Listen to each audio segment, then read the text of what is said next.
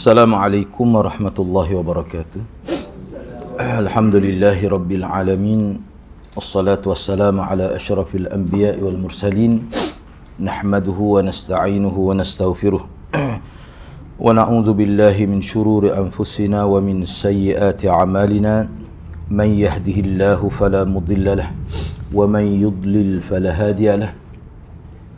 Rabbi shrah li sadri wa yassir li amri wahlul 'uqdatam min lisani yafqahu qawli. Amma ba'd. Alhamdulillah, bersyukur kepada Allah Subhanahu wa taala kerana dapat bersama pada malam ini. Insya-Allah pada malam ini kita akan sambung Saya akan sambung perbincangan kitab persamaan Yahudi dengan Syiah ini. Jadi tajuk pada malam ini tajuk Hasrul Yahud Al-Mulk fi Ali Daud. Golongan Yahudi dia membataskan, dia letak secara hasr, iaitu kerajaan pemerintah yang memerintah mesti daripada keturunan Nabi Daud sahaja. Nabi Daud, Sulaiman dan seterusnya lah. Itu penentuan itu, pembatasan itu adalah merupakan perintah daripada Allah. Ini mengikut Yahudi. Jadi persamaan dengan Syiahnya, Syiah dia letak untuk jawatan imam, pemimpin tertinggi agama ni mesti daripada keturunan Sayyidina Husain sahaja.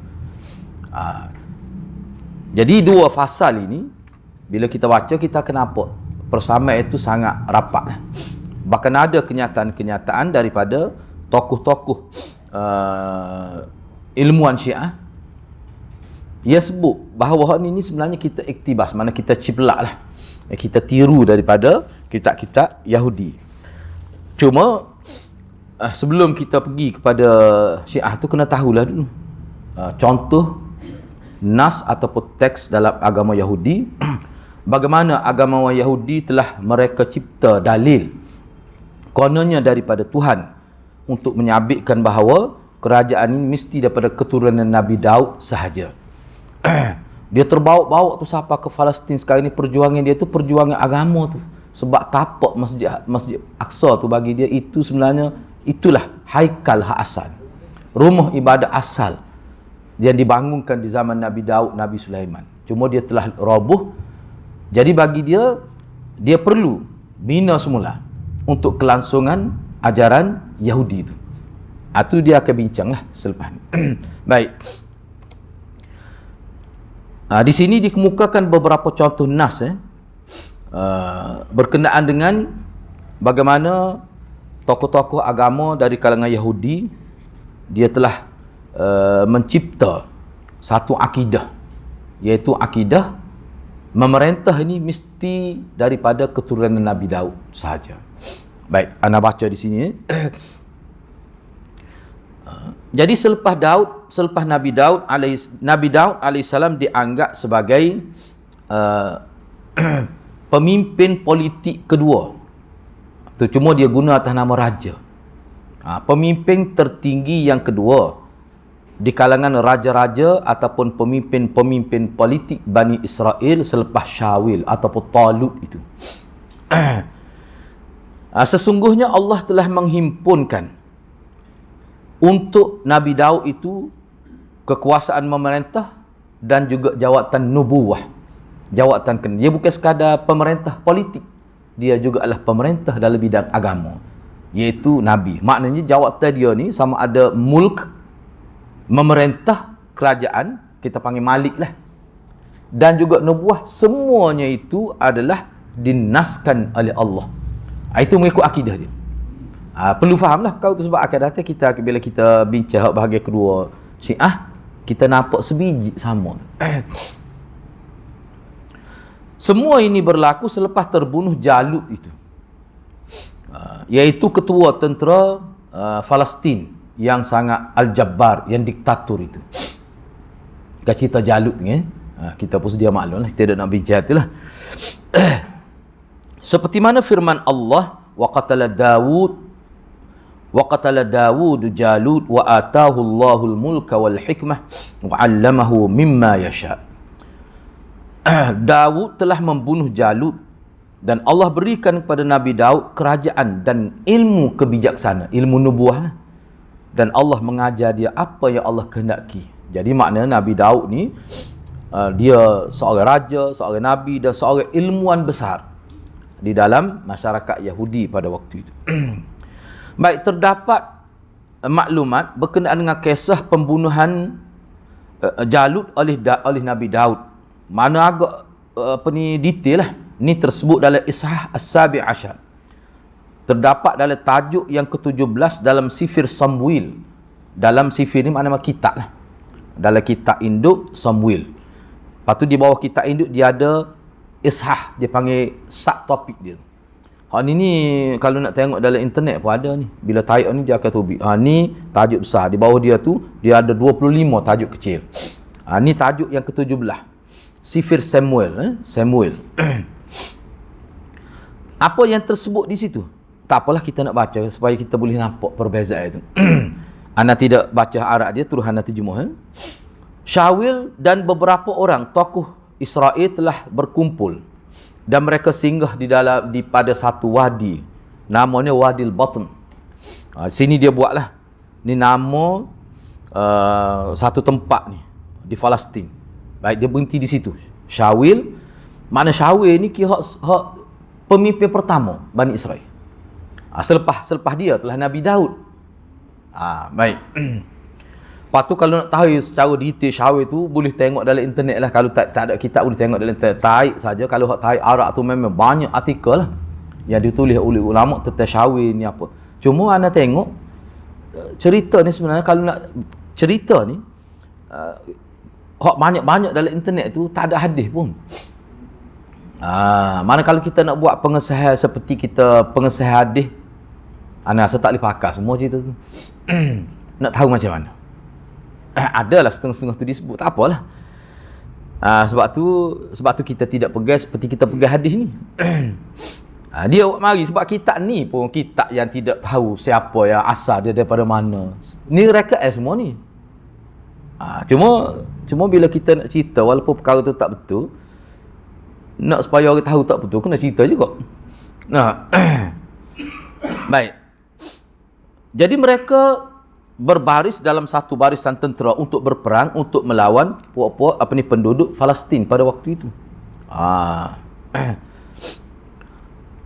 Orang-orang Palestin pada wakanal Falastiniyun, yakni orang-orang Palestin pada waktu itu, mereka berdiri, mereka berpengkalan di satu bukit di sebelah sini. Manakala Israel yang diketua oleh Syawil, mereka berada di bukit di sebelah sana. Makna dua bukit, satu bukit kumpulan Palestin, satu bukit kumpulan Bani Israel. Dan wadi Batn, wadi tu, lembah tu berada di tengah-tengah antara dua bukit tadi lah, disebut gitu. Maka keluarlah seorang lelaki untuk melakukan mubarazah. Mubarazah ni gini, sistem peperangan dulu sebelum berlaku peperangan besar tu dia akan keluar dulu. Mana seorang tokoh jaguh daripada kumpulan ni, dia perang lah, satu lawan satu dulu. Dia panggil sistem mubarazah, dia panggil. Lah ni tak guna dah, muka bom sekali kena mati habis. Tak perlu dah. Zaman dulu dia panggil mubarazah. Jadi keluarlah seorang dari tentera-tentera Palestin, nama dia Jaliyat, daripada Jad, daripada kabilah Jad. Besar dia ni, disebut sini tulu situ azra' wa shibr. Besar dia, tinggi dia nya nehasta sejengkal. Nehasta sejengkal. Satu hasta ni, dia satu hasta ni ibda' min ni mirfaq ila ni asabi' usta ni. Maknanya daripada bucu siku ni muafiq ni, wamsa wa aidiakum ilal marafiq. Mirfaq ni bucu ni sabar ni, dia panggil satu hasta. Agak-agak sekaki lebih dah. Dua kaki ke? Kita tak dua. Kalau dua kaki maknanya, sebab dia ni maknanya dua belah kaki capus jeka. Oi, tinggi ni. Memang kepah tu harus kena tu. Makna tinggi lah tentera dia ni. Lepas tu dia sebut sini, tak apalah anak-anak nak baca, nak ayat dia ni hebat lah. Bila dia keluar tu orang takut dah lah tinggi. Lepas tu atas kepala dia tu ada topi buat pada tembaga. Warna seperti emas itu. Bukan besi-besi putih-putih dia. Tu dia sebut. Wa ala rasim khuzatun min nuhas. Pakaian dia pula, pakaian dia tu baju besi lah. Dibuat daripada dia macam sisi ikan tu. Dia susun besi-besi yang dia tu, dia masih supaya fleksibel, boleh bergerak lah. Kalau dia letak saw gitu payah nak bergerak. Tu dia buat gitu, macam sisi ikan itu. Supaya fleksibel tu. Mana kalau kena anak panah pun tidak akan sampai pada kulit itu. Berat. Jadi kos dia tu, ni berat ni, apa ni, apa dia panggil, perisai ni, di tangan dia tu, harga dia tu, dia sebut harga sini. Dia kata 15,000 syakil. Ana pun tak tahulah syakil dia buat sini ni bentuk mata wang pada zaman itulah. Naknya kos tu mahal sebab besi tu besi yang padat yang kira-kiranya tidak boleh ditembusi oleh senjata. Hebat dia. Orang tu kata boleh dia bawa berat. Muka dia besar gagah. Tu. Dan dia punya pakaian daripada pinggang ke bawah tu itu juga besi yang kecil-kecil tu supaya dia fleksibel juga. Sehingga kasut dia tu dibuat daripada tembaga juga. Lah mana tak tahu ni nak. Tu. Dan lembing, dia ada lembing. Dia lembing ni dua, lembing hak pendek untuk tikar, untuk jarak dekat, lembing hak panjang hak melepasi kepala, ada dua, ada lembing. Tu. Hak ni buat daripada tembaga juga. Duduk mana? Duduk di antara besi lagi tu atas belakang dia, tobik kut bahagian katif ni. Tu hebat nak tengok takut dah. Tak tengok dengar. Dan batang panah dia tu seperti mesin menenun kain itu. Macam mana tak tahu. Dia sebut itu. Dan mata lembing dia tu, berat dia tu, dia sebut sini 900 berat. Berat tu nilai besi. 900 syakil. Maknanya besar tu. Sebab dia gagah. Kena ingatlah, hak ni zaman Nabi pergi ni juga. Mana kalau orang tu gagah, dia akan tempur dia punya pedai tu sesuai dengan kegagahan dia. Misalnya Senoma, pedai dia tu orang lain tak boleh bawa. Mana sahabat biasa letak di pinggang ni, mata tu rampak ke lantai. Sebab Senoma dia tinggi. Dia tu khusus sesuai dengan saiz tubuh dia. Hak ni pun begitulah juga. Bila dia tampil maju ke hadapan untuk melakukan mubarazah itu, dia berdiri dengan nampak hebat lah. Dan dia melaung, bertempik di tengah-tengah barisan di hadapan kita tahu saf tentera Bani Israel. Dia kata macam mana? Mana dia cabar supaya Bani Israel keluar seorang bertempur dengan dia satu lawan satu. Apa dia kata? Dia kata, limadza takhrujuna litastaffu lil harb amma ana falastini wa antum abidu syawil ikhtaru li anfusikum rajulan wal yanzil ilayya fa in qadira an yuharibani wa yaqtulani nasirul lakum abida wa in qadirtu ana alayhi wa qataltuhu tasiruna antum lana abidan wa takhdumuna. Tu bahasa klasik dia tu kan. Dia kata, keluarlah dia. Kenapa kamu tak keluar wahai Bani Israel? Aku sudah keluar di wadi tu kan. Wadi tu berada di tengah di antara dua bukit tadi. Jadi maknanya semua orang akan boleh tengoklah pertempuran satu lawan satu. Dia cabar Bani Israel supaya kamu pilihlah seorang lelaki yang gagah perkasa di kalangan kamu supaya dia turun ke lembah ini bertempur dengan aku. Sekiranya dia boleh mengalahkan aku dan bunuh aku, maka kami rakyat Palestin pada waktu itu akan jadi hamba abdi pada Bani Israel. Dia cabar. Tetapi kalau aku berjaya bunuh tokoh tentera di kalangan kamu, aku boleh bunuh dia, kamu kena berjanji kamu akan jadi hamba kepada pokok Palestin dan kamu kena berkhidmat kepada rakyat Palestin. Jadi hamba abdi. Itu yang dia letak. Maka begitulah kan?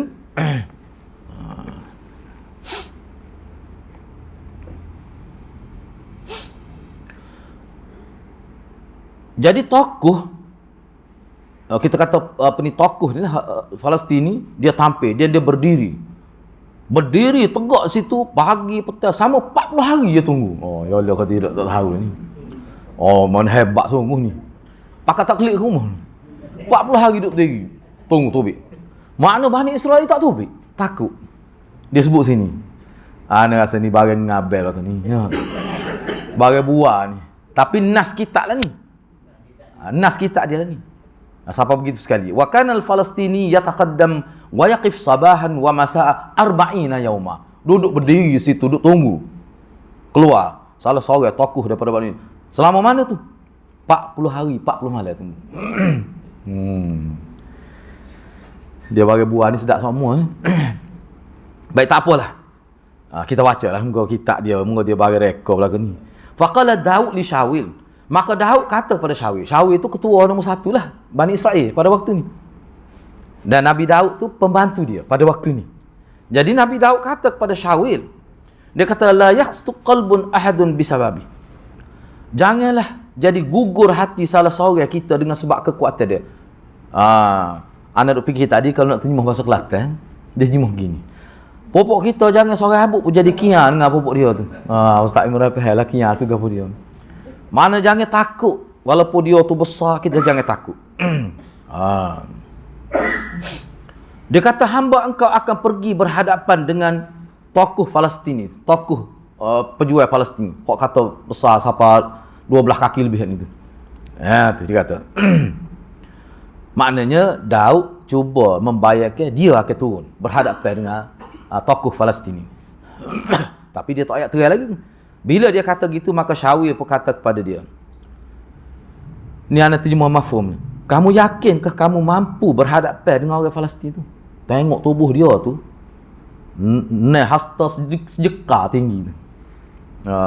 Kalau kita kata satu hasta tu 2 kaki, 12 kaki sejeka lah. Mampu ke nak lawan dia tu? Tu kata Syawil pada Daud.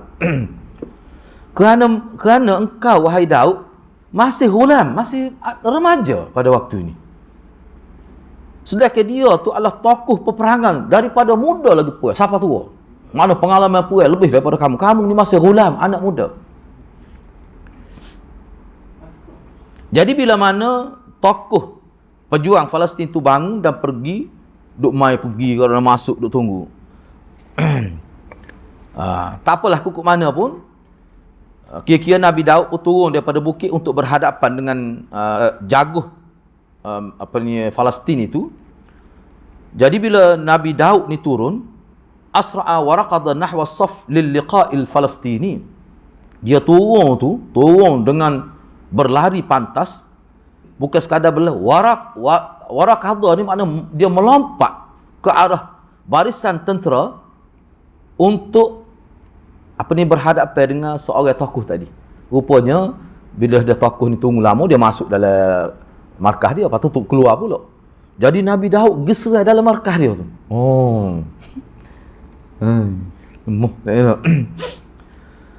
Baik. Jadi Daud telah ditekan guna tangan dia tu ke kanif, ke bahagian bahu tokoh tadi. Lalu dia mengambil batu yang agak besar, dia lempar. Dan dia berjaya merebahkan tokoh Palestin itu. Sebab dia kena sini. Kena molek, kena batu tu kena sini. Tinggi 12 kaki perebah kena tu. Dia. Fartazzal hajar fi jabhatih. Jadi batu tu telah kena sini menyebabkan dia jadi cedera lah. Bila dia cedera rebah tu, pada waktu itulah Nabi Daud tetak dia dengan pedang, mati dia. Mana rebah tu bukan kena pedang, kena batu tu. Masa dia rebah itulah Nabi Daud tetak dia dengan pedang. Selepas daripada cerita ni, sebab Nabi Daud ni umur tak sampai 20 lagi masa ni. Gulam tu tak sampai 20 lagi umur. Kalau 20 lebih tu panggil syab. Baik. Thumma ishtahara Daud alaihissalam. Selepas daripada dia berjaya bunuh tokoh Palestin itu, maka popular lah nama Nabi Daud. Sahur situ sini orang tahu dia. Masuk habis dalam grup WhatsApp tentang kehebatan Nabi Daud tu. Jadi Bani Israel pun selepas daripada itulah bermulanya orang tahu hebat Daud ni. Wa arafa Bani Israel manzilatahu wa fadlah. Maka Bani Israel pun tahulah kedudukan dan kelebihan Nabi Daud ni. dan Allah telah memberikan kepada Nabi Daud kerajaan dan ilmu kebijaksanaan. Maka selepas daripada tu dia jadi ketua Bani Israel, bukan Syawir. Syawir meninggal lah selepas pada tu. Jadi tak ada siapa pun berani nak mencalonkan orang lain dengan keberadaan Daud, sebab semua orang tahu Daud ni hebat. Daud ni makna Nabi Daud lah. Baik, bila Nabi Daud itu memegang jawatan pemimpin tertinggi pada waktu itu, menjadi raja Bani Israel, maka semasa pemerintahan Nabi Daud, Bani Israel hidup dengan penuh keamanan. Hidupnya senang lena, rakyat pun semua ada kerja, hidup dalam keadaan mewah. Itu sehingga digunakan Naimah Bani Israel fi ahdi bil amni wal istiqrar. Man hidup pun aman damai, tak ada peperangan dah berlaku. Rakyat boleh hidup dengan harta melimpah ruah. Jadi hak ni sebenarnya ada Allah sebut ni dalam Quran. Misalnya dia mari sini. Dia kata walaqad ataina Dawuda minna fadla. Ya jibal awwibi ma'ah wat-tayr wa alanna lahul hadid. Ani'mal sabighatin wa qaddir fis sard wa'malu salihah inni bima ta'maluna basir. Maknanya hak Nabi Daud ni hebat itu memang betul hak tu. Tapi tidaklah sebut seperti ni. Tapi memang hebatlah. Misalnya dalam surah Sabah ini Allah berfirman, dan demi sesungguhnya kami telah kurniakan kepada Nabi Daud kelebihan. Sehingga Allah berfirman kepada bukit, wahai bukit, ulang-ulanglah, mana bertasbihlah acap kali bersamanya. Begitu juga burung. Jadi burung, bukit-bukit semua bertasbih bersama Nabi Daud. Maknanya Nabi Daud tu dia boleh menguasai tu alam semesta pada waktu itu. Allah beri. Seperti Nabi Sulaiman lah. Selepas daripada Daud, Nabi Sulaiman. Baik, tak apalah tu. Jadi dalam masa pemerintahan Nabi Daud dan selepas itu disambung oleh Nabi Sulaiman, jadi Nabi Sulaiman pun selepas itu bila dia memerintah, dia guna juga hukum pemerintah Nabi Daud. Mana polisi itu polisi Nabi Daud lah. Dia tidak ubah tu. Sehingga apabila Nabi Sulaiman mengambil jawatan raja pada waktu itu, maknanya dia ni sebiji lah. Seperti mana ayah dia tu Nabi Daud tu. Cara memerintah, keadilannya, dari segi sifat keimanan dia, dan dia ni penuh ilmu, hikmat dalam diri dia, seperti mana ayah dia melakukan keadilan kepada rakyat. Sebab itulah dalam kitab dia sebut, makna zaman Sulaiman, rakyat tu hidup mewah seperti zaman Nabi Daud juga. Yang mana dalam era pemerintahan Nabi Daud, Nabi Sulaiman ini, rakyat dapat hidup dengan senang, dengan kira tak ada berlaku ni orang panggil perbalas apa, sebab semua cukup, serba-serbi cukup. Dia hak bahaya ni bila satu kelompok kaya, satu kelompok miskin, itu bahaya lah. Sistem pembagian kekayaan negara tu berlaku tidak seimbang, itu bahaya. Ni zaman ni tidak, semua orang dapat rasa nikmat itu. Kalau ada perbezaan pun tidak ada, sebab apa, semua dapat. Itu gambaran. Baik. Selepas wafat Nabi Sulaiman ni, dalam kitab dia ni ana pakai terjemah secara umum. Selepas kewafatan Sulaiman alaihissalam. Tadi pun ana fikir nak baca ke tidak, sebab kalau tak baca kita tidak nampak asal usul tu cerita. Sebab kita nak buat perbandingnya ni. Bila kita nak buat perbanding kena tahulah. Jadi bila Nabi Sulaiman wafat tadi Nabi Daud, Nabi Sulaiman. Bila Nabi Sulaiman wafat, ada Banu Israel kufrihim. Maka Bani Israel kembali kepada kufur. Jadi kafir semula. Dia kata mana boleh? Dia jadi non-Muslim semula. Tu. Bila selepas kematian Nabi Sulaiman itu. Moga kita hidup zaman ini kan. Dan wa'ashu usuran laysat qasirah 'alal kufri billah. Tak lama selepas itu, tahap mana kekufuran berlaku pada Bani Israel selepas Sulaiman wafat? Jadi sembah berhala semula. Bukan kata kafir sikit-sikit, tidak. Mereka kembali kepada ibadatul authan, sembah berhala semula. Sebab itu sebenarnya kalau kita baca tentang Bani Israel, misalnya Profesor Dr. Mahmud Misri, dia ada tulis tentang Bani Israel ni. Kalau kita baca, kita sedih. Kenapalah jadi begitu? Kita pun tak tahu ni keturunan mana sebenarnya. Boleh ada keturunan daripada tu juga tahu. Cuma kalau betul duduk dia jangan diroyak kau orang. Tak sedut sebutlah. Kawan keturunan kawan Bani Israel. Tak ada orang ngaku, semua ngaku keturunan Nabi. Bani Israel pun Nabi juga. Sedih kita baca sebab keturunan Nabi dia bawa dia ni. Bani Israel ke Nabi Yaqub tu, Bani Israel tu Nabi Yaqub tu. Ada nak boleh tengok dalam internet, dia silsilah dia ada buat lengkap. Walaupun ulama kata tak sahih. Tidak jelas lah. Tak apalah tu. Baik. Sesungguhnya Ibnu Hazm ni tokoh ulama kita lah, ahli sunnah. Ibnu Hazm ni, ini ahli mujtahid besar. Ibnu Hazm sebut, dia kata sebilangan besar kerajaan Yahudi selepas daripada era Nabi Sulaiman itu, semua mereka tu kafir. Selepas daripada Nabi Sulaiman tu, mu'zamu mamlakati Yahuda tu Yahudi lah, kanu kuffara, mereka semua jadi kafir. Amma mulukul asbatil ashirah faqad kanu jami'uhum kuffaran wathaniyin. Sama ada raja-raja dia dalam ini asah dia kita bicara mungkin tak ingat dalam mukadimah dulu. Dia Bani Israel ni asalnya dia 12 kabilah. Dia 12 kabilah. Kemudian selepas tu dia jadi mengecil, dia jadi 10 kabilah. 10 kabilah ni lah ana cek dalam kitab dia yang orang panggil yang memerintah daripada kabilah gimana? Masing-masing daripada kabilah itulah yang menjadi pimpinan Bani Israel. Kesemua 10 kabilah ni mereka semua jadi kafir sampai tahap sembah berhala semuanya. Sampai tahap tu. Dia panggil al-asbat al-ashirah. Mana kalau tahid dalam internet, kalau tak saya tengok dalam kitab tahid dalam internet al-asbat al-ashirah, dia akan buat huraian. Siapa mereka ini? Kata Ibnu Hazm lagi dalam kajian dia, ni seorang tokoh mujtahid, dia kata apabila adapun raja-raja asbat ashirah, raja-raja daripada 10 kabilah Bani Israel itu, tak ada seorang pun di kalangan raja mereka tu beriman. Rakyat tu mungkin ada. Kalau orang panggil pimpinan politik mereka tu, tak ada seorang pun yang mukmin. Kecuali kafir semuanya. Kecuali orang-orang bawah itu adalah yang beriman. Nasiblah rakyat dia duduk di atas ni puak-puak tu berlaku. Ya. Bahkan para pimpinan Yahudi selepas daripada Bani Israel kanu kulluhum mu'linina ibadatal authan. Mereka isytihar secara terbuka mereka adalah penyembah-penyembah berhala. Secara terbuka. Bukan sembunyi-sembunyi sebab mereka ada kuasa. Mukhifina lil anbiya. Mereka mengancam para nabi mereka.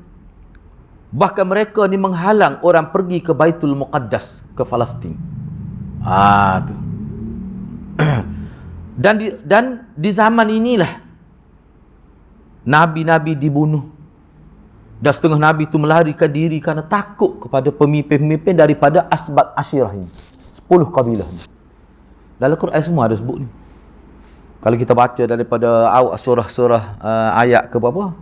Sekitar ayat 70 lebih lah daripada surah Baqarah tu, cerita tentang Bani Israel tu, kita nampak lah bagaimana Allah sebut kejahatan mereka tu bukan kecil, ubah kitab suci, bunuh Nabi. Bukan kecil tu kesalahan tu, ubah kitab suci. Jadi rakyat jelata ni duk ikut kitab yang sudah dipalsukan. Dan mereka bunuh Nabi mereka, belah kepala. Ada disebut tu dia tanam separuh ni, dia belah kepala guna gergaji. Ada setengah Nabi dia lari kerana takut lah. Ni siapa tahap tu jahat, padahal keturunan Nabi Sulaiman, keturunan Nabi Daud. Gapo dia? Cuba fikir. Anda fikir tengok, betul duk tengok ulama orang ini menunjukkan bahawa keturunan tidak menjamin seseorang itu. Sebab tu Nabi tak pernah buat kenyataan secara lisan, secara sabda bahawa keturunan dia akan selamat daripada api neraka. Nabi tak pernah buat kenyataan. Sebab keturunan boleh berubah. Ada setengah tu kelurunan pelagaya jadi ulama Kelantan. Malah sebut nama apa. No. Keturunan dia tu pelagaya. Siapa dia di Kelantan ni, dia ada satu buku, dia punya sejarah tentang ulama Kelantan, tebal juga. Baca buku tu ada sebut. Dia balik rumah dia ngaji pondok, ayah dia ni pelagaya. Tahu pelagaya ni makna terlibat dengan ayah laga ni, jenis pasal orang kampung, jenis cah lah ayah dia ni. Anak dia nak atas pondok. Cerita ni dalam buku tu lah ana baca, dikeluarkan Majlis Agama Islam Kelantan. Bila dia klik, saya sekali cuti pondok klik umur dia tu, dia nak marah ayah dia ni, dia banyak dia tengok depan rumah dia tu, orang Kelantan panggil perkut ke dia, perkut tempat ayah baik lah. Perkut. Kau dia panggil? Macam saji tu lah, cuma hak besar sikit, dia letak ayah jatuh tu, ramah lah. Banyak lah ayah tu. Klik anak jatuhnya meleh ayah tu. Dia meleh, dia gula. Dia sumuk, dia gula. Masak sih, ayah dia klik makan kenyang ciri. Lepas ayah dia kata, sedap ayah ni, pejar isi dia. Lepas tu dia tengok dalam perut dia tak ada ayah tu. Ayah bakar baik tu. Dia panggil ayah bakar baik, ayah apa ni? Ayah boleh pula Belangor. Meleh-meleh boleh Belangor tu. Tu orang Kelantan sebut gitu lah. Dia tengok ayah baik dia tak ada tu, dia tanya bini dia, mana ayah? Dia kata tu lah, anak mu klik ni meleh ayah tu. Aku tengok dia meleh dah. Dah meleh dah, kena gola. Sunyak ayah tu. Terduduk.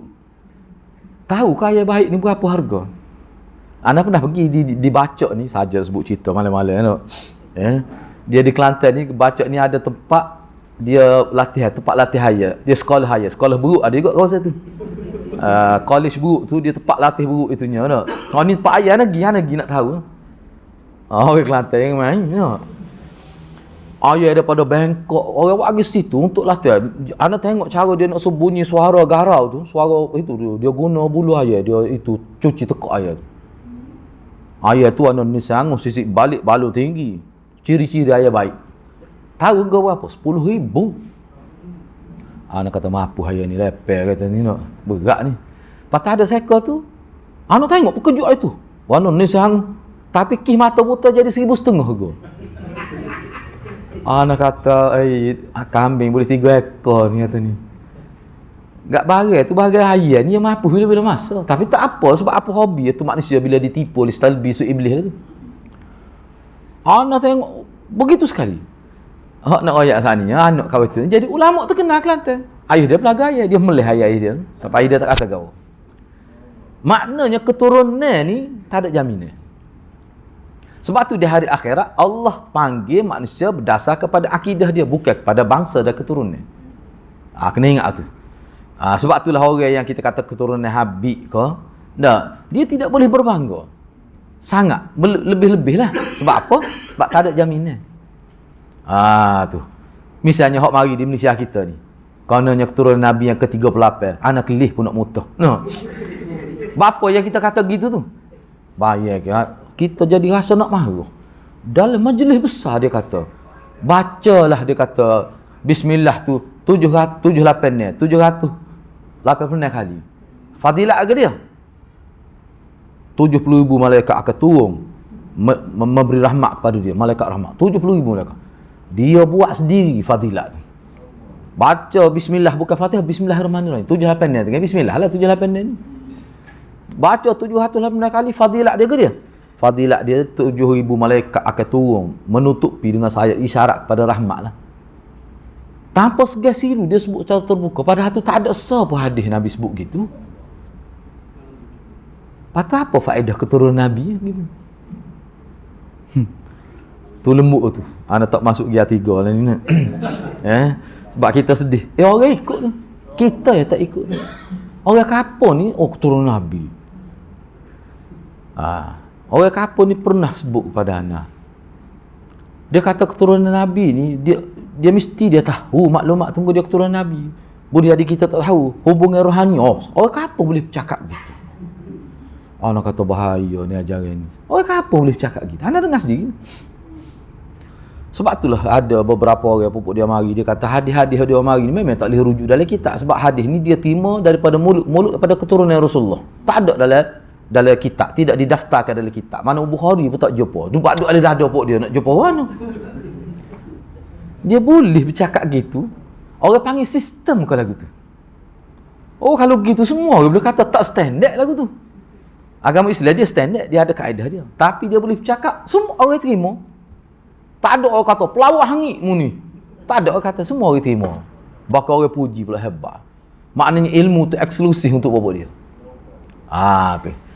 Siapa dia ada kopi dalam rumah dia, malaikat rahmat masuk gunung-gunung. Kopi. Nasabah kan. Dalam internet secara terbuka tu. Patut seorang tu kalau mulut dia bau kopi, selama mulut dia bau kopi, malaikat rahmat akan mendekati dia. Kalau kita biasa baca kitab-kitab maudhu' ni, anak kata lesah dia ni, pok dia ni jual kopi. Sebab dulu orang reka hadis-hadis palsu berkait dengan tanaman buah-buah, kemudian nego buah. Misalnya kelebihan buah terung, kelebihan fadilat buah terung. Tok gua anak kata ni memang dia tokai terung. Cuba bayar ke tak? Mari dakwah keturunan Nabi, tiba-tiba bawa ajaran tak serupa dengan Nabi. Ya ke keturunan Nabi? Sebab tu ada seorang ulama di Indonesia tu, dia kata kita kena nilai balik orang yang mengaku jadi Habib. Dia bincang tentang ilmu ansab. Mana kalau 30 keturunan ke-38, Nabi dengan kita ni sudah 1400 tahun lebih itu. Tu bermula hijrah. Tarikh hijrah. Makna kalau sebelum Nabi jadi Nabi hijrah ni ketika umur 53. Kan, Nabi duduk Madinah 10 tahun, duduk Mekah 13. Maknanya Nabi hijrah ketika umur 53. Mana tarikh hijrah ni campurlah dengan 53 tahun. Baru tu tarikh lahir Nabi sampai zaman kita ni mana 1445 dah. 45 ke? Ke 46? 46 dah. 45. 1445 campur 53 tahun. Baik, cuba buat kira-kira. Kalau betul lah 38 orang tu dia cucu yang ke-38, cuba kira umur. Mesti akan berlaku inqita'us sanad. Akan berlaku putus keturunan itu. Sebab dia kadang-kadang satu generasi 14 tahun, tubik generasi kedua 15 tahun. Kalau siapa tak cukup. Tak okey lah semua tu mesti 45 tahun belaka baru keluar generasi lain. Sedangkan keturunan Rasulullah ni ramai mana hak mati sebelum umur 25. Sebelum umur 40. Situ dia kata sangat banyak keraguan akan timbul. Kecuali keturunan Rasulullah tu keturunan yang ke-50 lebih ke atas, barulah tidak akan putus. Dia bincang tu. Ana dengar kali tapi tak faham satu. Sebab bukan ilmu kita tu. Tapi kalau dengar molek boleh agak logik, ada logik. Kayak kita ni kan, ayah saya generasi pertama. Kita lahir ni pada ayah kita umur 25, kita lahir dah. Tidak gitu dah. Maknanya lahir generasi kedua ketika ayah umur 25. Lepas tu cucu ni bila umur kadang-kadang umur 20, boleh dah generasi ketiga. Tak kira lah setiap nak lahir generasi kena umur 40 lah ke atas semua. Boleh faham tak maksud dia tu? Dia buat calculation di kira tu, dia kata tak mungkin akan tobik generasi yang ke-38. Mesti dia kena 50. Cuba kira molek. Betul tu, Hana pun kira tadi sebelum hari ni. Dia tengok di airport. Kata jolok ke Datuk ni orang tengok. Kita pun ambil kalkulator, betul. Betul. Baik, contohnya kata Ana lah, Ana kata tak. Ana boleh anak umur 27 tahun. Enggak lah ni. Sebab tu maknanya anak tu generasi pertama lah. Generasi kedua anak, generasi pertama anak. Kita boleh generasi kedua, boleh ada anak-anak. Ada lagi. Enggak anak-anak tu untuk boleh anak, boleh cucu anak lah. Dia umur berapa? Maknanya kadang-kadang 25 boleh satu generasi pertama. Sebab tu kata kalau kita letak setiap 25 tahun boleh akan lahir satu generasi lain, dia mesti sampai generasi yang ke-50 lah ni. Boleh nampak dah tu? Popok kita ni mesti kau umur 40 baru boleh generasi seterusnya. Saya bila umur 40 baru boleh anak. Anak saya pun dia umur 40 baru boleh anak dia.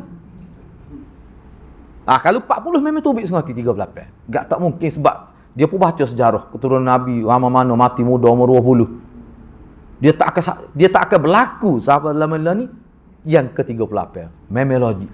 Gelepar popok Habib di Indonesia. Marah pada dia. Dia kata boleh, kalau nak cabar saya boleh. Kita buat kira-kira. Memang menarik tu. Sejak lebih dah bincang. Panjang lagi. Dia kata betul. Anda pun duduk repot bokok duk kira tu. Berasa kita dengar tu. Orang kata memang betul. Logik. Cuba tengok buat kita lah, ayah kita. Lahir kita, ayah kita umur berapa? Maknanya kadang-kadang 27-25 tu lahir dah generasi kedua. Kita lah. Enggak kita lahir generasi ketiga pula. Anak kita tu kita umur berapa? Tu ya bezanya. Tak mungkin tu generasi ke-38 zaman kita ni. Tu dia kata kena 50 ke atas. Nasabah. Lepas tu dia mari pula kenyataan daripada pegangan sanak nasab di Saudi, keturunan Rasulullah ni sebelum dia pecah pergi kepada seluruh dunia, keturunan ni umur berapa baru dia melahirkan keturunan lain. Biasa 23, 18 tahun pun ada dia sudah melahirkan anak. Maknanya kalau kira tak mungkin jadi 38, mesti lebih. Jadi hak 38 ni macam mana? Di situlah timbul keraguan yang sangat tinggi kesahihan sanad tu. Tu memang logik. Orang mana duk kira dia airport dia dok. Kata tulis, kata betul ngerti kata ustaz ni sebut. Tu dia panggil ilmu ansab tu. Kita tak tahu, kita tak boleh nak guna ilmu tu. Tapi orang belajar. Lepas tu dia berhubung pula dengan hak bahan kajian DNA ni. Dia cabar apa Habib. Cuba buat ujian DNA. Takut mari ikut India. Dia sebab dia boleh tahu. Dia boleh tahu. Beberapa orang profesor nak duk tengok dia nak tahu dia DNA ni bukan nak kaji antara anak dengan ibu saja, keturunan pun boleh. Boleh DNA ni. Kita ni keturunan mana? Bahkan dia kata pernah ada dahulu buat kaji, hak dakwah Habib tu kemungkinan nasab dia tu daripada Arab 20% saja. Jadi maknanya 40% daripada India, 40% daripada bangsa lain, 20% daripada Arab. Enggak Arab, belum tentu Nabi. Poloknya. Maknanya tak ada satu ilmu yang boleh membantu mengesahkan dia punya nasab itu. Bila gitu, maknanya kena ragu, akan berada pada tahap keraguan tinggi tu. Di situlah tidak tiba. Sebab tu bagi anak mudah. Tak perlu kita pertikar kalau dia dakwa jadi Nabi. Itu hal dia. Sebab bukan menjadi perkara penting bagi kita. Hak pentingnya apakah dia mengikut ajaran Nabi ataupun tidak. Dan itu kita nilai dia. Setiap manusia walaupun tak tahu keturunan pun, tapi kalau dia ikut ajaran Nabi, inna akramakum indallah atqakum. Dia bukan kata ansabakum, tidak. Hak paling jelas nasab tu baru mulia. Dak. Tu kita kena ingat tu. Baik, hak ana duk sebut ni sebenarnya inilah yang jadi masalah pada Bani Israel. Dia ni terlalu ta'assub pada bangsa dia sehingga bangsa lain semua tak bagus. Inilah contoh bangsa yang dikutuk dalam Quran kerana dia menganggap bangsa dia betul semua. Bangsa dia lebih pada orang lain. Hak tu menjadi akidah bangsa. Teruk. Yahudi ni teruk. Baik. Ibn Hazm kata lagi. Kata Ibn Hazm lagi. Dia kata sudah menjadi sunnatullah dalam kehidupan ini. Bahawasanya nikmat kurniaan, kehebatan satu-satu bangsa tu dia tidak akan kekal. Sudah jadi sunnatullah dah. Dulu kita kata popok Yunan hebat menguasai dunia, ingat tak? Lah ni bahasa dia pun hilang. Ke bangsa dia, bahasa pun hilang. Bani Israel, dulu Bani Israel ni bahasa apa? Kitab Kibti tu. Lah, Syriani hilang semua, tak ada. Itu termasuk sunnatullah. Dalam kehidupan ni dia ada jatuh, dia ada turun, dia ada naik, dan nikmat ni pun Allah boleh tukar. Misalnya dalam kisah Bani Israel ni, satu ketika dialah bangsa yang paling gah hidup dengan hebat, menguasai orang lain. Sehingga dia terkenal sebagai bangsa yang paling terhormat. Fa'abdalahumullah bi'amdihim khawfan wa bi'izzihim dhulla. Kemudian Allah tukar ketenangan jadi ketakutan, kemuliaan jadi kehinaan kepada mereka. Allah tukar. Allah Subhanahu wa taala berfirman. Ni moga penulis ni ulama. Dia kata cuba tengok ayat Quran. Ayat ni sebagai nak memberi peringatan kepada kita dan juga nak menyedarkan diri pokok Bani Israel. Wa daraballahu mathalan qaryah kanat aminatan mutmainnah ya'tiha rizquha ragadan min kulli makan fakafarat bi an'amillah fa'adhaqaha Allah libasal ju'i wal khauf bima kanu yasnaun. Allah kata, ayat ni bila dibaca ke orang tak akan nampak masyarakat Madinah, orang tak akan nampak masyarakat Mekah, orang akan nampak Yahudi. Zaman tu pun, zaman Nabi tu pun, bila baca ayat ni, orang ketelitah ni Yahudi maksud ayat ni. Cuba tengok. Allah telah membuat perbandingan. Satu-satu kampung yang dulunya aminatan mutmainah, tenang. Masyarakat dia hidup dalam keadaan tidak pernah puasa takut. Allah berikan rezeki pada mereka. Dari setiap tempat, buah-buahan menjadi semuanya. Tanah subur. Maka selepas itu, mereka jadi kufur nikmat. Mereka tidak menghargai nikmat-nikmat Allah. Maka Allah rasakan kepada mereka. Selepas daripada itu, Allah pakaikan mereka pakaian kelaparan. Lapar tu jadi pakaian. Dan Allah pakai kepada mereka pakaian ketakutan. Semua tu Allah buat kerana kelakuan buruk mereka. Siapa ni? Madinah ke? Orang Madinah ni? Tak ada seorang pun kata ahli Madinah. Zaman tu orang nampak lah ayat ni pokok mung ni. Yahudi. Semua orang tahu. Ni dia antara dia marah tengok Quran, dia kata Quran duduk ungkit keburukan masyarakat dia.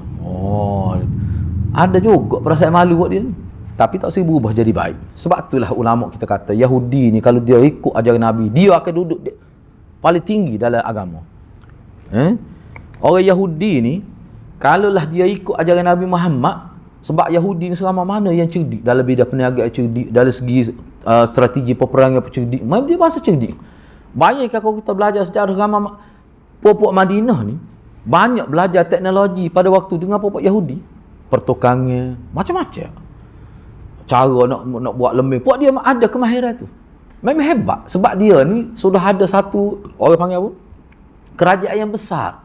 Sudah ada satu tamadun Yahudi ni. Banyak ke? Ana pun fikir kalau lah dia ikut ajaran Nabi, boleh jadi dia duduk tahap Sayyidina Bakar. Boleh jadi. Ini andai kita melihat pada kehebatan bangsa. Tapi tidak. Bila Allah nak hina dia tu, dia jadi tak nampak tu. Pada berapa kali Nabi royak, mu masuk Islam tak rugi pun. Hartamu tidak akan dirampas. Khiyarukum fil jahiliyah, khiyarukum fil Islam. Orang yang sebelum masuk Islam dia ni orang terbaik, dia masuk Islam pun dia tetap orang terbaik. Selama mana orang kafir Quraisy bila masuk Islam, dulu dia pemimpin, dia tetap diberi jawatan pemimpin. Abu Sufyan tetap jadi ketua. Apa? Sebab memang dia layak. Dia memang layak. Orang Islam kalau tidak ada bakat, Nabi tak beri jawatan. Maknanya Yahudi sepatutnya kalau dia nak faham, dia boleh faham tu. Mana kalau dia masuk Islam, dia tetap berada di puncak. Sebab dia ni orang mulia. Tu. Tapi macam mana tak tahu. Itulah nasib manusia. Sampai sekarang nak pergi mana-mana pun tak berani pun dia. Mana-mana pun orang benci. Kalau dia pergi pun dia akan tukar identiti. Biar orang tak kenal dia. Rambut dia guti tidak kan rambut Yahudi ke dia ada rambut cara dia nak. Dia akan tukar semua tu. Supaya orang tak kenal dia. Tapi tak boleh lah muka pasport tu. Orang tengok boleh tahu dah. Masa mana ni? Tengok mari dia penuh. Tanah yang dirampas ni. Di Bukit Olan tu dah. Tu orang tahu ni Israel ni. Orang benci. Pok dia takut. Baik, cuba kita tengok lagi di sini.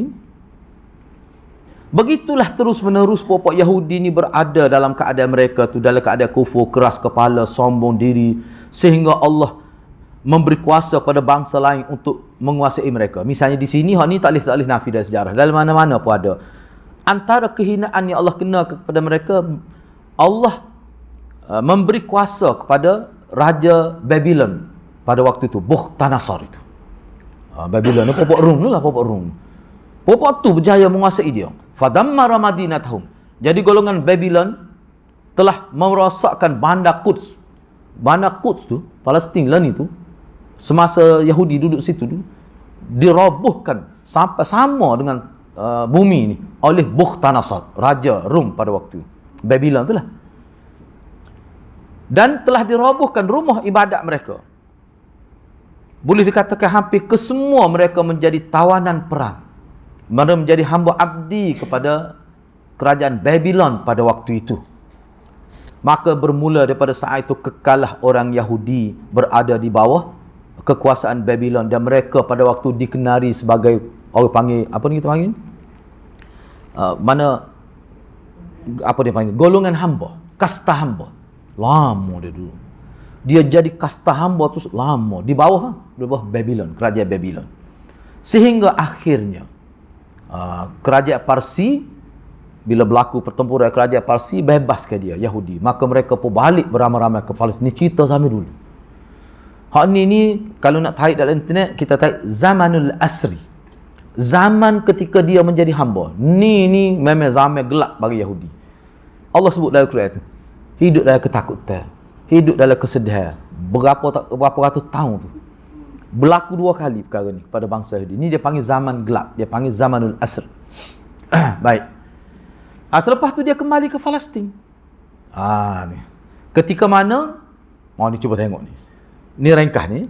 Bila mana dia balik ke Palestin dan dia telah bertapak kukuh tinggal di sana, dan mereka cuba mengembalikan semangat Yahudi mereka, akhir sekali mereka terkenan-kenan masa-masa keemasan mereka dulu, zaman Nabi Daud, zaman Nabi Sulaiman.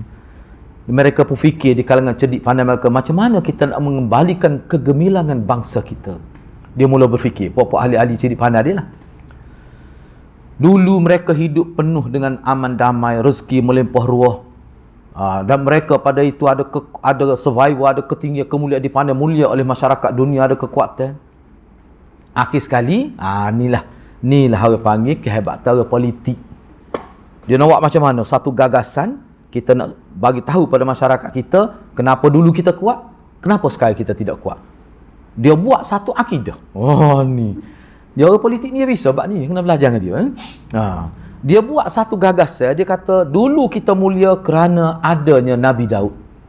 Dulu kita mulia kerana adanya Nabi Sulaiman. Jadi sekarang ni kita kena fikir, Nabi Daud, Nabi Sulaiman telah mati. Tetapi kita nak juga ada Daud dan Sulaiman zaman kita. Nak buat macam mana?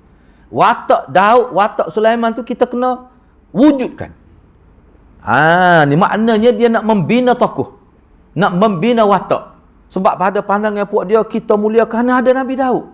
Kerana ada Nabi Sulaiman. Tak mati semua dah tu. Nak buat macam mana? Biar ada pula Nabi Daud dan Nabi Sulaiman. Daripada sinilah golongan Yahudi mula membuat seruan dengan mengatakan bahawa kalau kita nak mulia, kita kena kembalikan semula kerajaan Nabi Daud. Haklah ni pun dia duduk seru masyarakat dunia ni, dia nak supaya kerajaan Nabi Daud ditegak semula di Al-Quds itu. Tengok tu. Jadi maknanya dia berjaya memanipulasikan minda rakyat dia. Kita berjuang ni nak mengembalikan kerajaan nenek moyang kita. Dia akan pergi ikut bangsa juga. Dia pergi ikut bangsa juga, nak mengangkat bangsa juga. Tapi dia berjaya. Daripada situlah mereka cuba menggerakkan masyarakat, memahamkan masyarakat bahawa mereka mulia dan dihormati. Mereka tidak merempak seperti sekarang. Kerana apa? Kerana kerajaan Nabi Daud dan Nabi Sulaiman. Jadi mula-mula sekali yang mereka buat adalah mereka yasa kitab suci. Masa pada waktu ni tak ada dah kitab suci tu hilang. Dia buat semula. Dia rangkap, dia derah balik di kalangan agama dia. Ni dia panggil waqafat hadhihi al-unsur fatrat at-tadwin al-yahud li asfarihim. Langkah pertama, dan ini dianggap sebagai langkah ataupun projek terbesar dengan menyusun semula kitab-kitab Yahudi yang telah hilang di muka dunia. Lepas tu macam mana dia nak susun muka hilang? Dia reka. Reka kitab supaya menjadi pegangnya masyarakat. Jadi kitab yang dia reka tu, kerana atas nama Sifir Yahudi tu, semua itu dalam maksud untuk menjayakan gagasan dan cita-cita pemimpin-pemimpin mereka. Cuma dia guna rakyat hak bodoh-bodoh ni. Tu cara dia. Dan mereka nisbahkan kitab tu kepada Allah. Sebiji sebuah Syiah. Sebab tu kena faham molek ni dulu, baru kita bincang Syiah, baru kita nampak. Mana kau nak bincang Syiah ni, dia kena berhenti pukul 5 ada rasa ni. Baru sempat. Sebab dia panjang tu. Tapi kalau tak faham ni, tak akan nampak perbincangan akan datang tu. Cuba tengok lagi. Baik. Jadi mereka menisbahkan kitab-kitab rekaan mereka tu kepada Allah. Mereka kata kepada rakyat jelata, melalui kitab ni kita dapati Allah telah menjanjikan kepada kita, kalau kita berusaha, Allah akan kembalikan semula arsy Israel, singgah sana Bani Israel. Diguna atas nama Arash. Allah akan mengembalikan semula arsy Israel, rijlam min ali Daud ila al-abad, bermula daripada generasi Nabi Daud sampai ke akhir zaman. Tu dia letak. Semangat rakyat dia nya. Jadi untuk tujuan itu, maka cerdik pandai mereka mula menyandarkan secara palsu aturan-aturan syariat yang mereka buat untuk mencapai kemuliaan di sisi Yahudi. Jadi mulalah mereka cipta nas-nas agama untuk menunjukkan dan difahami oleh masyarakat bahawa mereka ini adalah wakil Tuhan. Bahaya. Daripada situ ayat bila nak agama kena rujuk pada dia. Sebab dia ni wakil Tuhan. Tuhan ni dia tidak royak direct pada rakyat. Dia royak pada agamawan agama mereka. Tidak sebiji supaya Kristian. Orang kita begitu jugalah ni. Dia bimbing masyarakat, biar masyarakat bergantung kepada dia. Kalau sebut contoh orang marah. Kalau kau tak sebut Tuhan marah. Ana pilih untuk sebutlah. Lucu cerita ni. Ana pernah tengok, ana tengok sendiri. Malam baru ni pun ana sebut dah. Ana tengok, dia kebetulan dekat dengan rumah tempat ana sewa, cerita lama dah. Tapi hari ni, bagaimana orang-orang panggil ustaz ni, dia cuma manipulasi ke rakyat. Orang-orang awam. Ada seorang tu beli kereta baru. Jadi dia panggil ustaz tu nak supaya berkat lah kereta ni. Dia letak kereta di tengah di halaman rumah dia. Ana tengok dalam rumah ana 2 tingkat. Dia buat halaqah tu. Ustazah dia orang panggil, dia likung kereta. Nak ada kan Ustaz Imran, dia likung kereta tu. Dia maya, dia baca Yasin, dia ngat maya ajak, lepas tu dia letak air dalam balang yang besar. So dah waktu dia mandi kereta tu. Ni siapa dia buat ustazah? Dia ustazah tu dapat duit banyak tu. Jangan main-main. 2 hari aksiden kereta tu. Aksiden lepas 2 hari. Kita kata anak tak je buat tak aksiden kali habuk tua dah kereta kita. No. Jadi anak perempuan hak beli kereta dia kata mai ajak baca Yasin pun aksiden juga. Dia jadi cemuh pada anjuran agama. Padahal bukan agama tu. Begitulah sebenarnya orang-orang ni tak. Anjuran agama yang masyarakat semuanya hasil ciptaan dia. Jadi mesti ada keuntungan untuk dia. Mesti ada keuntungan. Tak usahlah kalau manusia buat, dia mesti ambil kira keuntungan tu. Muka hidup ni berniaga kira-kira. Kalau manusia buat, dia mesti ada keuntungan untuk dia. Tapi kalau hak daripada Allah, kepentingan bersama. Begitulah Yahudi hidup. Memanipulasi rakyat dia. Dia jadi kaya di atas kebodohan rakyat dia. Dahsyat perangai pupuk dia ni. Ni agama dia ni. Orang kampung ikut ya. Baik. Dia reka sibratan syariah. Celup pai agama. Jadi agama tu mesti tanya dia. Sebab kitab bahawa dia buat. Kira lah. Baik. Inilah fakanat hadhihi bidayatan aqidat hasril mulk fi ali Daud indal Yahud. Di sinilah bermulanya gagasan akidah bahawa kerajaan ni mesti daripada keturunan Nabi Daud. Yahudi tidak keturunan Nabi Daud, dia tidak boleh jadi pemimpin politik. Situ dia buat. Lepas tu dia campur aduk ke keturunan tu. Dia kata dia keturunan Nabi Daud. Dia reka pula nasab tu. Saya ni keturunan yang ke-38. No, dia sebutlah. Contoh saja tu. Dia akan sebut begitu. Baik. Sinilah bermulanya. Maksudnya nak mengembalikan kehebatan bangsa itu. Baik. Ana ambil sikit lagi. Kemudian daripada situlah maka berpindah-pindah akidah ini kepada generasi Yahudi. Satu generasi sehingga ke satu generasi sampailah ke zaman kita. Cuba baca sejarah. Ana baca tadi. Dia panggil protokolat hukama usahyun. Protokol Zionis. 25 fakta disebut itu. Ni lama dah kitab ni.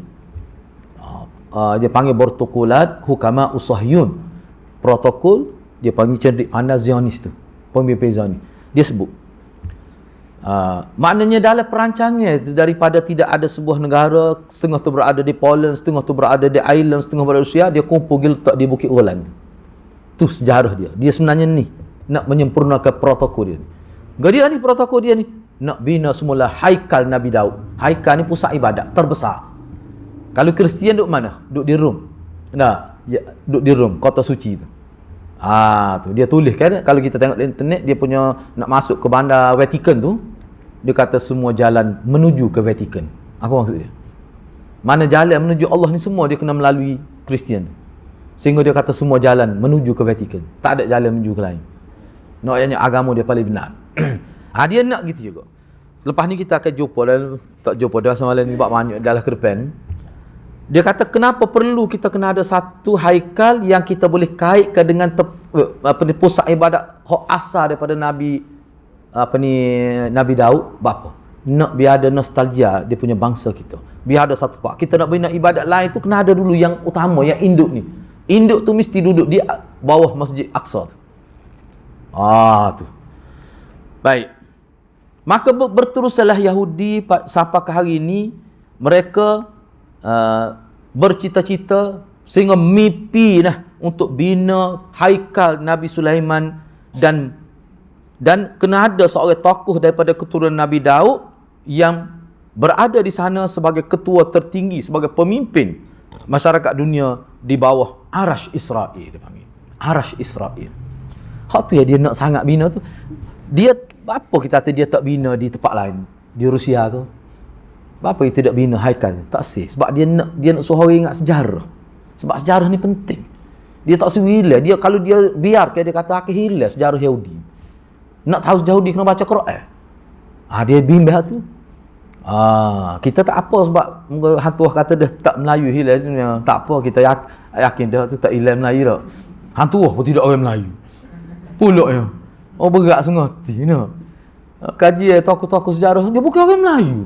Rupanya bodyguard pun tu dia hang lipu. Pulaknya. Ana bukan kata tu ahli sejarah kata, ana jua ayatnya. Ana juga sebut ya. Jangan kecil hati pula orang Melayu. Begitulah. Baik, baru dia nak sebut Wala nabda al-an bi dzikrin nusus. Di sini saya akan sebutlah nas-nas dalam kitab-kitab Yahudi yang mana agamawan mereka cuba reka nas-nas agama supaya masyarakat Yahudi kena tanam akidah ini. Apa dia akidahnya? Kita kena kembali ke semula kerajaan Nabi Daud. Dan yang memerintah bila ada kerajaan, pemerintah tu mesti pemerintah tinggi itu adalah daripada keturunan Nabi Daud, Nabi Sulaiman. Dan bila nak memerintah dia kena ada satu pusat. Pusat ni dia panggil Haikal Ismail, Haikal Sulaiman. Di mana Haikal tu? Palestin. Mana tu? Di Al-Quds.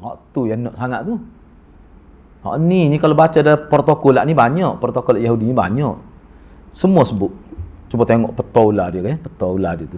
Dia mari siapa ke Madinah tu ekor dia tu. Target dia tu. Dia bukan Palestin saja.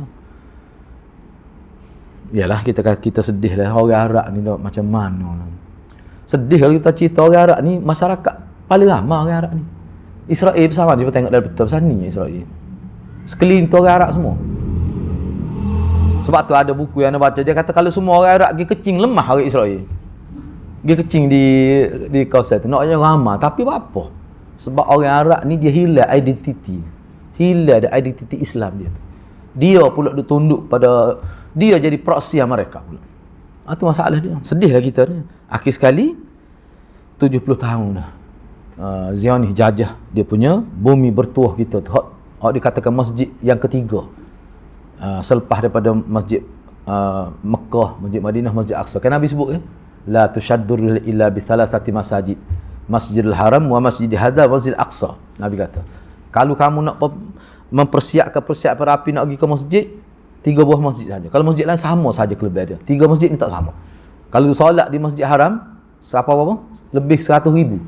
Tak, 100,000. Kalau masjid Madinah 1,000. Masjid Aqsa kurang. Kalau masjid lain sama saja, 27 kali ganda, sama saja. Masjid ni, dia di Turki besar ni. Hagia Sophia tu 27 kali ganda, serupa dengan masjid tepi ni. Nah, serupa ya. Tak perlu duduk nak pergi situ. Tak perlu, sama ya. Tapi kalau 3 buah masjid ni tak sama. Hafiz Ibn Hajar bincang tu terkait agama dengan Palestin tu, dah satu artikel khusus Ibn Hajar bincang. Baik, tak apalah, ni ana rasa kita kena bincang semula lah. Selepas daripada ni lah, untuk sesi selepas ni kita akan cuba baca melalui kitab-kitab Yahudi. Sini dia sebut sini kitab Yahudi yang dalam bahasa Arab. Ja'a fi sifri Hizqiyal fi ma nasabuhu ila Allah annahu. Cuba tengok hak tadilah. Maknanya teks agama daripada kitab-kitab Yahudi yang direka oleh ulama dia kumpul-kumpul, dia kata qala Allah. Bila dia kata qala Allah, dia cetak, dia jual itu pada masyarakat, dia ingat ni kata-kata Tuhan. Jadi perkara ni menjadi akidah. Ni contoh yang kita akan bincang. Malam ni tak sempat dah kita nak bincang. Ya, boleh sila. Kalau dari segi sejarah, anak Palestin sekarang dia memang milik Yahudi. Tak jelas, tak ada dalil tu. Tak ada dalil. Kalau ada dalil, dah, Palestin ni luar. Di mana tempat sebenarnya lokasi dia tu? Kalau betul di Palestin, mana bukti yang kata di situ? Di tapak Masjid Aqsa, tak ada dalil pun. Memang ulama bincang di peringkat dunia pun kadang-kadang puak-puak apa ni orang barat pun kata tak ada dalil. Itu hanyalah dakwah semata-mata. Betul lah kalau kita terima kata Palestin lah. Palestin ni mana luah Palestin? Sebab kata Malaysia. Luah mana? Lokasi dia tepat. Tapi kenapa dia nak sangat tu? Sebab Aqsa ni sudah terkenal. Aqsa ni kalau dia bina tempat lain, proses nak promosi tu sebenarnya. Ni tak payah promosi dah. Itu cara dia gitu. Okey, ada soalan lain ke? Mana anda boleh jawab, anda jawab, tak jawab kena tanya Ustaz Lul Khairi Ya, boleh. Nabi Daud tu agama Muslim. Semua Palestin tu agama mana? Dia begini ya. Isu kita kata tadi orang Palestin zaman dulu, masa tu zaman tak ada lagi era Nabi Muhammad ni, tak ada lagi. Era Nabi Isa tak ada lagi pada waktu tu. Maknanya Yahudi dah di Palestin dulu. Tapi Yahudi asal orang panggil Ahlul Kitab itu. Ahlul Kitab itu. Jadi puak-puak dia ni Ahlul Kitab macam mana? Kitab pun sudah diubah dah. Sebab tu dalam Quran pun sebut. Anda tengok tak silap ayat 82. Cuba tengok ayat 82 dari surah Baqarah, cuba tengok. Dalam ayat 82 tak silap anda, memang Allah sebut Yahudi bukan jahat semuanya. Allah sebut. Bukan semua jahat. Lah ni pun begitu juga. Anda tak tahulah betul ke tidak maklumatnya. Orang Israel sendiri pun kritik kajian dia. Dia pun kena tembak, kena penjara, kena azab. Sebab dia pun nak hidup tenang seperti orang lain juga. Yazdi cakap dia sebut. Dia perempuan tu dah. Dia sebut. Anda tengok tu dia kata kita kena tembak ada setengah-setengah. Iyalah dia pun nak hidup tenang. Takkan dia nak tinggal di rumah dia saja tak pergi lain. Ni nak pergi lain tak boleh. Bapa orang kenal Yahudi jahat. Malu dia kepada masyarakat dunia. Hidup macam hidup dalam kampung tak boleh keluar. Pemimpin tak apalah, dia ada cita-cita lain. Rakyat dia ada cita-cita lain. Siapa begitu sekali. Tu Jadi maknanya kalau dulu asal dulu tak timbul asal agama kalau kita baca Quran, ana ada buat nota juga tu untuk tafsir tu. Sebenarnya dia Bani Israel tu asalnya Yahudi kemudian. Setengah ulama kata bermulanya sebutan Yahudi tu bila mana mereka telah sesat. Baru timbul Yahudi tu. Ada yang kata begitu macam-macam lah ulama sebutnya. Iyalah kan Yahudi ke kau. Tapi kalau sekarang ni ulama kita kata yang jahat ni bukan Yahudi Zionis. Zionis ni Yahudi jahat. Sebab orang kapur kalau sebut Yahudi, kalau sebut Zionis dia tak payah. Kena sebut Yahudi jahat. Yahudi yang jahat kena sebut. Tu orang panggil Zionis. Sahyun dia panggil. Sahyuniyah tu. Tu Sebab Yahudi ramai baik. Ada seorang pensyarah disebut mana dia ngaji di Ireland. Dia kata di Ireland Yahudi bagus. Dia pun benci, dia pun malu, dia pun takut. Cumanya identiti Yahudi dia kekal sebab itu agama dia. Okey boleh Boleh. Ya?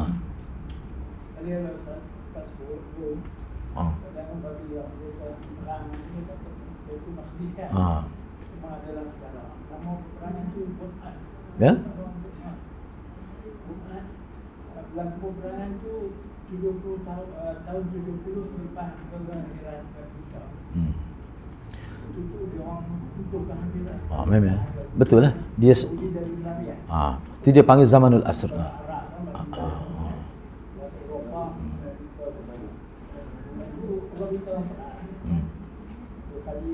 Dua kali. Dia akan datang balik satu lagi. Orang mukmin itu dipimpin oleh Imam Mahdi. Dia akan datang.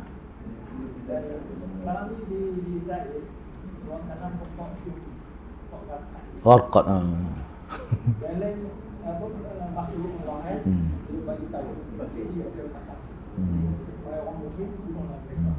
Tapi pokok dia akan berlaku lagi. Nanti lagi Ya.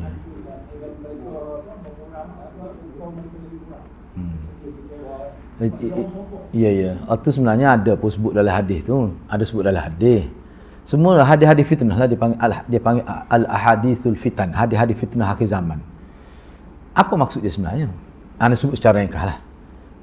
Dia maksudnya orang Yahudi ni akhir sekarang ni tak ada orang ni. Dia kena terpaksa berlindung bawah pokok. Tak ada siapa nak beri perlindungan kepada dia. Siapa satu tahap. Dia tidak mempercaya orang sebab apa? Sebab dia jahat. Orang jahat ni dia tidak percaya kepada orang. Orang lain pun tak sanggup nak beri perlindungan kepada dia. Akhir sekali pokok tu. Lalu cuma masalah betul ke pokok tu akan melindungi dia? Ulama kata tak. Betul. Jadi Nabi sebut tu sebagai isyarat, bukan nak ayatnya pokok tu melindungi dia. Nak ayatnya keadaan hina dia siapa dia bergantung dengan pokok. Nama pokok Orqad. Logik kau kita kata pokok akan melindungi dia.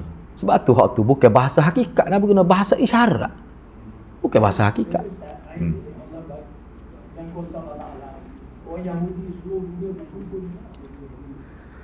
Dia betul lah. Sebab tu dia ulama kita sebut. Sebab dia gini ulama kita bila dia tengok isu Yahudi ni isu yang disebut dalam nas, Quran hadis. Sebab tu setengah ulama kata sebab berdasar pada isyarat-isyarat dalam Quran dia akan pergi situ tu sebab seolah untuk berkumpul jadi kubur dia lah seolah-olahnya dia akan mati di situ. Sebab tu kalau kita tengok sekarang ni setengah ulama lah ana tak berani nak buat andaian tapi ana duk baca lah apa yang berlaku dalam tempoh beberapa minggu ni. Siapa yalah kita kata popok Hamas dengan bantuan sebenarnya ana tahulah sebenarnya pihak luar tak sebutlah pihak mana tu ada pihak pergi bantu dia macam mana senjata begitu banyak. Mana ada pihak manusia ni bila dizalimi ada orang bersimpati kadang ada orang kafir pun. Cuba bayangkan bila berlaku kerosakan dunia orang kafir pun terjah peniaga dia. Orang kafir nak hidup aman. Tak suka begitu tu. Jadi sebab tu boleh jadilah. Sebab lah ni bapak dia pun lari tobik daripada Israel tu. Sebab dia rasa tak selamat. Sebab tak nak kata. Dia pun tak suka keadaan macam tu. Padahalnya kalau dia minta nak duduk dalam satu kawasan, boleh ada orang bagi pun. Dia pun asalnya beli tanah tu nya asalnya. Kemudian dia ada perancangan dia. Kalau kita baca sejarah lah. Tak apalah kukuk mana pun pokok dia ni, seperti mana kita ada bincang ni, kita boleh tengok dengan mata kepala kita sendiri bahawa pokok dia ni memang jahat. Suka merampas hak orang daripada dulu lagi. Kerana apa tu? Kerana dia tak boleh buai ni semangat ta'assub pada bangsa dia tak hilang dalam diri dia. Tu sebenarnya punca paling besar. Tu sebenarnya. Sebab tak apalah hari ni kita bincang untuk sesi akan datang. Sebab kita pun dah pukul 10 ni. Kita bincang akan datang lah. Berkenaan dengan kitab-kitab dalam kitab Yahudi yang menyebutkan tentang bagaimana tokoh-tokoh agama mereka telah cipta nas-nas palsu untuk merosakkan pemikiran masyarakat.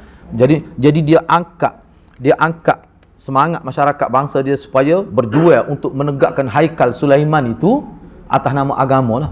Sebab tu dia jadi semangat luar biasa. Sebab dia gini, manusia ni akan bersemangat kalau dia buat tu sesuai dengan akidah dia, perjuangan dia. Memang dia akan naik semangat lah.